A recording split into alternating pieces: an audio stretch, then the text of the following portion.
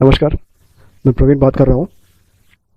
इस वीडियो में central food safety officer exam के लिए वो जो पैकेजिंग का हमारा फूड इंडस्ट्री में जो भी पैकेजिंग का टॉपिक है उसके बारे में हम देखेंगे। उसमें जो जो इम्पोर्टेंट पॉइंट्स है वो मैं इस वीडियो में दिया हूँ। पहले फूड पैकेजिंग का जो भी बेसिक्स है, जैसे कि वो कौन सा साल में इंट्रोड्यूस हुआ, वो सभी उसके बारे में अभी देखेंगे। वो जो पहले जो फोल्डिंग कर्टन था वो 1897 के ईयर में वो इन्वेंट किया गया था। मतलब पहले पहले जब यूज़ हुआ था वो 1897 का ईयर है। ये जो हमारा जो भी एग्ज़ाम में जो भी क्वेश्चंस आता है वो मल्टीपल एमसीक्यूज़ के जैसे आता है, लेकिन ऐसे इंपॉर्टेंट पॉइंट्स पढ़ेंगे तो हमको ध्यान में रखने के लिए, या कि मतलब याद में रखने के लिए थोड़ा हेल्पफुल होता है। तो इसलिए मैं पूरा भी पॉइंट्स में दिया हूँ, एमसीक्यूज़ में नहीं दिया हूँ। जो प्लीज़ जो इसमें रेड कलर का मार्क किया हूँ वो बहुत इंपॉर्टेंट है। जैसे कि वो कोई भी नाम हो या कोई भी साल हो, मतलब कौन सा साल में इसको इन्वेंट किया गया था, पहले पहले यूज़ किया गया था, उसको मैं अभी रेड कलर में दिया हूँ। प्लीज़ उसको नोट कर लीजिए। तो ये जो पहला फोल्डिंग कर्टन था वो 1897 के ईयर में यूज़ किया गया था। वो पहला कौन सा कंपनी यूज़ किया था, उसका नाम है नबिस्को। नबिस्को मेरा मतलब कि नेशनल बिस्किट कंपनी, उसको पहले 1897 में यूज़ किया था। उन्होंने इसको अपना प्रोडक्ट यूनिडा बिस्किट नाम के उनको बिस्किट को पैक करने के लिए फोल्डिंग कर्टन को यूज़ किया था। तो कंपनी का नाम भी याद कर लीजिए, कौन सा प्रोडक्ट है उसको भी नाम याद कर रख लीजिए। और अगला हम प्लास्टिक के बारे में देखेंगे। ये जो प्लास्टिक है वो ग्रीक वर्ड से आया है, मतलब ग्रीक वर्ड से निकला हुआ है।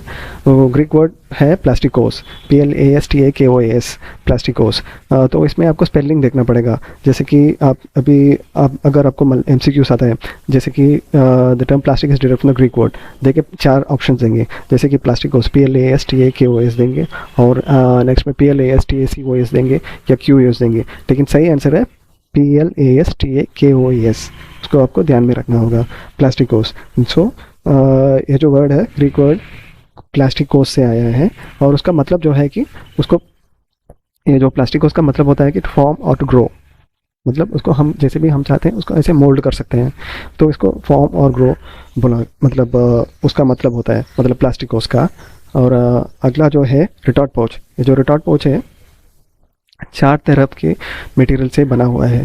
ये रिटॉर्ट पाउच हम अभी जो मिल्क में यूज़ करते हैं या कार्बोनेटेड बेवरेजेस, नहीं तो कोई भी बेवरेजेस में यूज़ करते हैं, वो 4 टाइप के मटेरियल से बना हुआ है।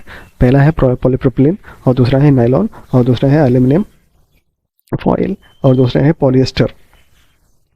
ओके, तो 4 को याद रख लीजिए। पॉलीप्रोपिलीन है, नायलॉन है, एल्यूमिनियम फॉइल है, पॉलिएस्टर है। इन चारों से बना हुआ है ये जो रिटॉर्ट पाउच। जैसे कि पॉलीप्रोपिलीन जो है वो फूड कांटेक्ट लेयर करने में आता है, जैसे कि फूड में कांटेक्ट आता है पॉलीप्रोपिलीन। और नायलॉन जो है अब्राशन रेसिस्टेंट में, और एल्यूमिनियम फॉइल जो है बैरियर लेयर, मेरा मतलब कि लाइट और गैस का बैरियर करने के लिए। और ये जो पॉलिएस्टर है बाहर का साइड आता है, मतलब जो भी प्रिंटिंग होता है वो डिटेल्स वो सभी इसमें आता है। तो रिटॉर्ट पाउच में 4 है, पॉलीप्रोपिलीन, नायलॉन, एल्यूमिनियम फॉइल और पॉलिएस्टर। और अगला है पार्केसेन। जो फर्स्ट मैन मेड प्लास्टिक होता है वो पार्केसेन है। पार्केसेन का दूसरा नाम है नाइट्रोसेलुलोज, याद रख लीजिए। पार्केसेन का दूसरा नाम है नाइट्रोसेलुलोज। वो जो वही है फर्स्ट मैन मेड प्लास्टिक। उसको जो साइंटिस्ट इन्वेंट किए थे उनका नाम है अलेक्जेंडर पार्केस। वो कौन सा साल में इन्वेंट किए थे, वो साल है 1856। 1856 में ये जो नाइट्रोसेलुलोज यानी कि पार्केसेन है उसको इन्वेंट किया था, उनका नाम है अलेक्जेंडर पार्केस। और दूसरा है first commercial paper board. First commercial paper board जो साल में यूज़ किया गया था वो तो 1817 है। 1817 के साल में फर्स्ट कमर्शियल पेपर बोर्ड को यूज़ किया गया था। उसको जो कंपनी है उसको इंट्रोड्यूस किया था, उसका नाम है ट्रिवर्टन एंड सन। याद रख लीजिए, फर्स्ट कमर्शियल पेपर बोर्ड का साल था 1817, और वो जो कंपनी था वो ट्रिवर्टन एंड सन है। और फर्स्ट फोल्डिंग बॉक्स जब यूज़ किया था उसका कंपनी का नाम है क्वैकर ओट्स। आप तो क्वैकर ओट्स के बारे में जानते ही है, क्वैकर कंपनी। वो क्वैकर कंपनी में फर्स्ट फोल्डिंग बॉक्स अपने ओट्स को, उनके वाइट ओट्स को रोल करने के लिए यूज़ किया था 1884 में। इसमें साल को याद रख लीजिए, याद रख लीजिए, इसमें साल को याद रख लीजिए, साल है 1884 है, कंपनी है क्वैकर ओट्स। वो फर्स्ट फोल्डिंग बॉक्स उन्होंने ही इन्वेंट किया था। और नेक्स्ट सेलोफेन है एक पॉलीमरिक फिल्म है। तो ऐसा पूछते हैं, cellophane is a polymeric film, is is true और फॉल्स पूछेंगे तो हाँ ट्रू है। Cellophane is a polymeric film, वो जिससे बना हुआ है रीजनरेटेड सेलुलोज से बना हुआ है।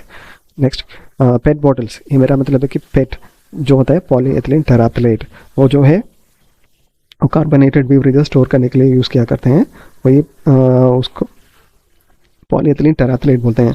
वो कौन सा मटेरियल स्टोर करने के लिए बोलते हैं, तो पॉलीएथिलीन टेराप्थलेट है, पॉलीएथिलीन टेराप्थलेट है। उसको जो साइंटिस्ट इन्वेंट किया था उनका नाम है नथानियल वायत। जो ये पॉलीएथिलीन टेराप्थलेट बॉटल्स को जो भी इन्वेंट किया था उनका नाम है, साइंटिस्ट का नाम है नथानियल वायत है, और उन्होंने किया था 1973 में। जो पेट बॉटल कौन सा ईयर में इंट्रोड्यूस किया गया था, वो साल है 1973। और वो जो प्रोडक्ट यूज़ करते हैं वो तो कार्बोनेटेड बेवरेजेस है। और एडिबल पैकेजिंग है, एडिबल पैकेजिंग यानी कि बायोडिग्रेडेबल पैकेजिंग एक और नाम। उसको कौन सा साल में इंट्रोड्यूस किया गया था, 2012 में इंट्रोड्यूस किया गया था। तो पैकेजिंग के फील्ड में ये सबसे लेटेस्ट होगा शायद, मतलब 2012 में इंट्रोड्यूस किया गया है एडिबल पैकेजिंग। इसका एक और नाम है food in food packaging, food wrapped in food भी बोलते हैं इसको। वो एडिबल पैकेजिंग जो है पूरा नेचुरल सोर्सेस से बनता है। उसको जो कंपनी इंट्रोड्यूस किया था उनका नाम है विकी फूड्स, और एक और कंपनी के कोलाब्रेशन में किया था वो स्टोनीफील्ड। और कौन सा ईयर में किया गया है, 2012 में किया गया है। नायलॉन जब पहला 1935 ईयर में नायलॉन को इन्वेंट किया गया था। एक रिसर्च टीम था वो डुपॉन्ट में, उन्होंने 1935 में नायलॉन को इन्वेंट किए थे। ये नायलॉन जो है एक सिंथेटिक पॉलीमर है, एक नायलॉन जो है एक सिंथेटिक पॉलीमर है। उसको जो कौन सा साल में इंट्रोड्यूस किया गया था, 1935 में। उनके साइंटिस्ट जो इसको नायलॉन को इंट्रोड्यूस किया है वो 1935 में, उनका नाम है वालेस, WALLACE, वालेस है, अमेरिकन केमिस्ट है। उन्होंने नायलॉन को 1935 में इंट्रोड्यूस किया गया था। अभी फूड पैकेजिंग ग्लास के बारे में देखेंगे। और ये जो FSSAI है जो 2011 में इनेक्ट हुआ है, वो पहले एक्ट था, वो FSS food safety and standards act 2006 था।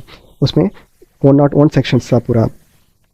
तो food safety and standard contain how many sections, 101 sections. तो इसमें आपको MCQs में पूछेंगे तो भी आप बोल सकते हैं कितना सेक्शंस है, तो 101 सेक्शंस है। और NABL stands for national accreditation board for testing and calibration of laboratories. इसका एक्सपेंशन जो है उसको आपको ठीक से देखना पड़ेगा, क्योंकि NABL में दे के national accreditation board for certification of laboratories भी दे सकते हैं, या और कोई भी ऑप्शन देंगे। लेकिन जो आंसर है national accreditation board for testing and calibration of laboratories, यही NABL का फुल फॉर्म है। और बेस जो है वो प्रोडक्ट स्पेसिफिकेशन का सर्टिफिकेशन देता है। Bureau of Indian standards gives product specific certification. और ये जो ISO है, मतलब इंटरनेशनल ऑर्गेनाइजेशन फॉर स्टैंडर्डाइजेशन, वो प्रोसेस स्पेसिफिक सर्टिफिकेशन देता है। प्लीज़ इन दोनों में जो भी फ़र्क है उसको मतलब याद रख लीजिए। BIS जो है प्रोडक्ट का स्पेसिफिकेशन देता है, और ISO जो है प्रोसेस का स्पेसिफिकेशन देता है। और ये जो CAC है, कोडेक्स एलिमेंटेरियस कमीशन, वो एस्टेब्लिश किया गया था 1961 के साल में। 1961 के साल में FAO ने उसको एस्टेब्लिश किया था। उसको एस्टेब्लिश किया गया था 1961 में, और उसका मीटिंग हुआ था 1963 में। तो आपको ये साल को याद रखना पड़ेगा, कौन सा साल में एस्टेब्लिश किया गया था, कौन सा साल में पहला मीटिंग हुआ था। पहला एस्टेब्लिश किया गया था 1961 में, और पहला वो जनरल मीटिंग हुआ था कोडेक्स एलिमेंटेरियस कमीशन का, वो था 1963 में। उसको याद रख लीजिए, साल को याद रख लीजिए। और FDA है, FDA 1906 में यूनाइटेड स्टेट्स में एस्टेब्लिश किया गया था। FDA का मतलब होता है फूड एंड ड्रग एडमिनिस्ट्रेशन। 1906 में इंट्रोड्यूस किया गया था यूनाइटेड स्टेट्स में। वो department of health and human services ने इंट्रोड्यूस किया था USA में। और एक्सपेंशन भी देख लीजिए, FDA का एक्सपेंशन है food and drug administration. Expiry date is also known as use by date. Expiry date का एक और नाम होता है use by date. Expiry date is different from best before date. Expiry date का मतलब है वो जो एक्सपायरी डेट जो भी प्रोडक्ट है, मिल्क है या कर्ड है या कुछ भी है, उस डेट में उस प्रोडक्ट को हमको यूज़ करके ख़त्म करना चाहिए। उसके बाद वो मतलब कंजप्शन के लिए फिट नहीं है। एक्सपायरी डेट मतलब we need to finish the using the product within that date, वो एक्सपायरी डेट होता है। और एक भी होता है best before date. Best before date जो है एक्सपायरी डेट से दूसरा है, मतलब एंटायरली डिफरेंट है। बेस्ट बिफोर डेट मतलब उस डेट के बाद भी हम उस प्रोडक्ट को यूज़ कर सकते हैं, लेकिन उसका क्वालिटी जो है कम होते जाएगा। यही डिफरेंस होता है एक्सपायरी डेट और बेस्ट बिफोर डेट में। और फूड पैकेजिंग मटेरियल्स के बारे में अभी देखेंगे। ये जो एडिबल पैकेजिंग मटेरियल है वो प्रोटीन एंड कार्बोहाइड्रेट सोर्सेस में से बनता है। वो जो एडिबल पैकेजिंग है उसको बायोडिग्रेडेबल भी बोलते हैं। उसका कंपोस्टेबिलिटी जो होता है वो अच्छा होता है। और वो जो बनाते हैं उसको प्रोटीन सोर्सेस से, कार्बोहाइड्रेट सोर्सेस से या लिपिड सोर्सेस से भी बनाते हैं। और ये जो एसिल ग्लिसरॉल है वो एक लिपिड बेस्ड मटेरियल है। एडिबल कोटिंग करने के लिए लिपिड बेस्ड मटेरियल से बनाया गया है एसिल ग्लिसरॉल को, उसको याद रख लीजिए। और जिलेशन का एक और नाम है thermal coagulation. Gelation is also known as thermal coagulation. देखिए ट्रू और फॉल्स देंगे तो वो तो ट्रू है। Gelation is also known as thermal coagulation. ये जो कोएसिव फोर्सेस है between polymer is responsible for the barrier properties of the film. ये कोहेसिव फोर्सेस होता है पॉलीमर के लिए रिस्पॉन्सिबल होता है, और वो जो एडेसिव फोर्सेस होता है वो फिल्म एंड सबस्ट्रेट के लिए। याद रख लीजिए, cohesive forces between polymer is responsible for the barrier properties of the film. और next, adhesive forces between film and substrate forms the basis for film formation. Adhesive forces जैसे बोला था वो फिल्म एंड सबस्ट्रेट के लिए है, cohesive forces जो है वो पॉलीमर के लिए। और ये जो कंपोस्टेबिलिटी है is a property of the package material, package when it meets end life. Compostability मतलब जब जो भी पैकेज मटेरियल हम यूज़ करते हैं, जैसे कि बायोडिग्रेडेबल होता है, वो तो डिग्रेड हो जाता है, उसी को कंपोस्टेबिलिटी बोलते हैं। जब वो अपने लाइफ का एंड खत्म करके वो दूसरे प्रोडक्ट में कन्वर्ट हो जाता है, तो मतलब एनवायरनमेंट में वो वेस्ट नहीं रहता है, पूरा पूरा का पूरा मतलब उसको डिग्रेडेबल हो सकता है। जब उसका लाइफ एंड हो जाता है उसको कंपोस्टेबिलिटी बोलते हैं। और ये नेचुरल और एडिबल पैकेजिंग मटेरियल हाई कंपोस्टेबिलिटी। ये जो नेचुरल और एडिबल पैकेजिंग होता है उसका वो जो नेचुरल टाइप का मटेरियल से बना हुआ है उसका कंपोस्टेबिलिटी जो होता है बहुत अच्छा होता है, तो इसलिए एनवायरनमेंट का मतलब प्रोटेक्शन भी होता है। जैसे कि हमारा ट्रेडिशनल पैकेजिंग जैसे कि प्लास्टिक है वो एनवायरनमेंट का पोल्यूशन करता है, लेकिन ये नेचुरल एडिबल पैकेजिंग जो है एनवायरनमेंट का प्रोटेक्शन करता है क्योंकि उसका कंपोस्टेबिलिटी रेट अच्छा होता है। और ये जो चाइटोसैन है एक पॉलीमर बेस्ड है, पॉलीमर बेस्ड पैकेजिंग मटेरियल है, उसमें एंटी फंगल प्रॉपर्टीज होता है। चाइटोसैन जो है उसमें एंटी फंगल प्रॉपर्टीज होता है। और ये जो है चाइटोसैन वो उसका कंपोस्टेबिलिटी भी अच्छा होता है क्योंकि वो जो एंटी फंगल प्रॉपर्टीज़ है और उसमें पॉलीमर बेस्ड पैकेजिंग मटेरियल है। तो इसमें जो याद रखना है उसको chitosan is a polymer based, polymer को याद रखना है। और उसमें क्या प्रॉपर्टीज़ है, एंटी फंगल प्रॉपर्टीज़ होता है, उसको भी याद रखना है, एंटी फंगल प्रॉपर्टीज़ को भी। और नेक्स्ट जो है bio based packaging material, it is higher resistant to oxygen permeability. मतलब ऑक्सीजन जब रिएक्ट करता है फूड के साथ वो मतलब डिफरेंट केमिकल रिएक्शन के वजह बनता है। ये जो बायो बेस्ड पैकेजिंग मटेरियल है जैसे कि मैं बोला था वो कार्बोहाइड्रेट हो या प्रोटीन हो, वो बायो बेस्ड पैकेजिंग मटेरियल है, वो ऑक्सीजन परमेबिलिटी के लिए रेसिस्टेंस अच्छा होता है वो बायो बेस्ड पैकेजिंग मटेरियल में। और ये जो पॉलीहाइड्रोक्सी ब्यूट्रेट है वो फूड ग्रेड पैकेजिंग मटेरियल, वो स्नैक्स और ड्राई प्रोडक्ट्स को पैक करने के लिए पीएचबी को यूज़ कर सकते हैं। इसमें दो चीज़ को याद रखना है, it is used for food packaging material for snacks and dry products. और एक बात है पीएचबी, पीएचबी का एक्सपेंशन भी पूछ सकते हैं, जैसे कि पीएचबी देखें उसका एक्सपेंशन क्या है, जैसे कि पॉलीहाइड्रोक्सी ब्यूट्रेट, वही करेक्ट आंसर है पॉलीहाइड्रोक्सी ब्यूट्रेट। वो स्पेलिंग को मतलब याद रख लीजिए, पॉलीहाइड्रोक्सी ब्यूट्रेट। पॉलीहाइड्रोक्सी ब्यूटेन देंगे तो वो तो रॉन्ग है, और कोई कुछ भी देते हैं तो रॉन्ग है। इसका जो आंसर है पॉलीहाइड्रोक्सी ब्यूटेरेट, वही आंसर होता है। और ये जो पॉलीहाइड्रोक्सी ब्यूटेरेट होता है एक सेमी क्रिस्टलाइन थर्मोप्लास्टिक मटेरियल है। वो कैसे बना हुआ है, फर्मेंटेशन के द्वारा बना हुआ है, वो जो स्नैक्स और ड्राई प्रोडक्ट्स के लिए यूज़ किया गया है। और ये जो यूरोपियन कमिटी फॉर स्टैंडर्डाइजेशन होता है it's responsible for the preparation of certain standards on compostability. Compostability के लिए कौन स्टैंडर्ड्स बनाता है पूछते हैं तो उसका आंसर है यूरोपियन कमिटी फॉर स्टैंडर्डाइजेशन, या मतलब कि सेन। सेन का एक्सपेंशन पूछते हैं तो भी आप लिख सकते हैं यूरोपियन कमिटी फॉर स्टैंडर्डाइजेशन बोल के। Then the primary packaging for butter is usually parchment paper. ये जो बटर हम यूज़ करते हैं उसका packaging material usually parchment paper से बनता है, नहीं तो एल्यूमिनियम फॉइल, नहीं तो ग्रीस प्रूफ पेपर से बनता है। दो ऑप्शन हो सकते हैं, पार्चमेंट पेपर से बनेगा, नहीं तो aluminium foil along with lamination with grease proof paper. इसमें एल्यूमिनियम फॉइल का साइज़ कितना होता है तो 40 माइक्रॉन्स का होता है, उसको याद रख लीजिए। और ये जो बिस्किट्स का पैकेजिंग होता है वो ओरिएंटेड पॉलीप्रोपिलीन से ही होता है, मतलब ओरिएंटेड पॉलीप्रोपिलीन से ही बेस मटेरियल होता है, ओपीपी ही बेस मटेरियल होता है। उसके साथ और कोई मटेरियल मतलब पॉलीइथिलीन या और कोई मटेरियल के कॉम्बिनेशन में भी बना सकते हैं, लेकिन वो जो बेस मटेरियल होता है बिस्किट का पैकेजिंग में वो ओपीपी है, यानी कि ओरिएंटेड पॉलीप्रोपिलीन है।